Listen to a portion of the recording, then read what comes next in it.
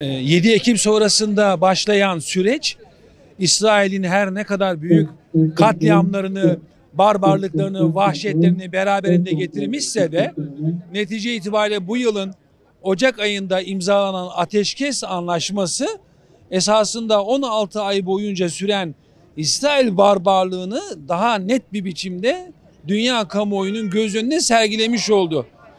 Bu esir takası esnasında ortaya çıkan görüntüler İsrail'in tümüyle aleyhine işledi ve İsrail'i hem toplumsal hem askeri hem de siyasi anlamda büyük ve derin bir çıkmaza sürükleyince Netanyahu'nun başını çekmiş olduğu aşırı Siyonist cephe bir bütün olarak Gazze'ye tekrardan saldırma yönünde bir takım planlar getirmiş oldu. Bu planların esasında arka planına baktığımızda Gazze'de ortaya çıkan direnişin gücünü kırmak, esir takası sırasında ortaya çıkan psikolojik dengeyi bozmak ve nihayet İsrail'in sınır tanımayan, açgözlü ve tamamen barbarca yöntemlerle hiçbir anlaşmaya sadakat göstermeyeceğini bir noktada cüretkar bir biçimde ortaya koymuş oldu. Ancak bu cüretkarlık hali hazırda devam etmekle birlikte İsrail açısından bir çözümün değil, giderek çözümsüzlüğün daha büyük bir adresi oldu diye düşünmekteyim.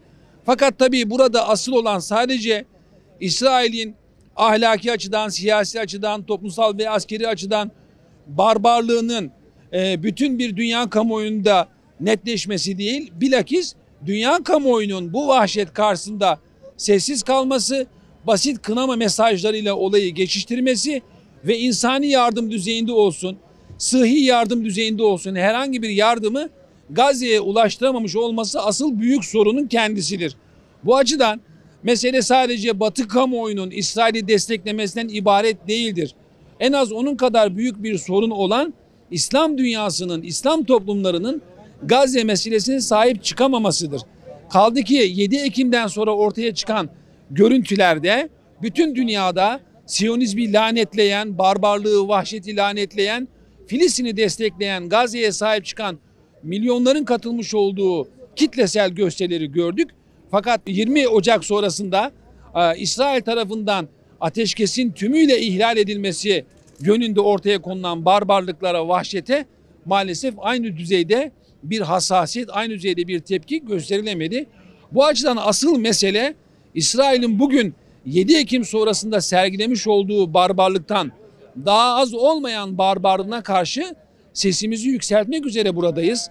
Burada biz bu tepkiyi, bir protestoyu gösterdiğimiz gibi Ankara'da, Diyarbakır'da, Antep'te, Maraş'ta, Batman'da, Amasya'da, Türkiye'nin birçok bölgesinde bu protestolar devam ediyor. Asıl olan bu protestoların daha büyük bir kitleselliğe ulaşması ve netice itibariyle bunun siyasi ve askeri anlamda İsrail'e dönük ciddi bir tedbir kararının alınmasını teşvik etmek üzere biz sokaklara iniyoruz. Yoksa mesele basit bir biçimde burada gıyabi cenaze namazı kılıp slogan atıp dağılmak değildir. Bilakis buradaki mesaj İsrail'i lanetlemek kadar İsrail'e mani olmayan, engel olmayan, katliamlara sessiz kalan İslam dünyasındaki idarecilerin, siyasi liderlerin o ataletini, o çekingenliğini, korkaklığını ortadan kaldırma yönünde bir teşvik yönünde burada toplanmış bulunuyoruz.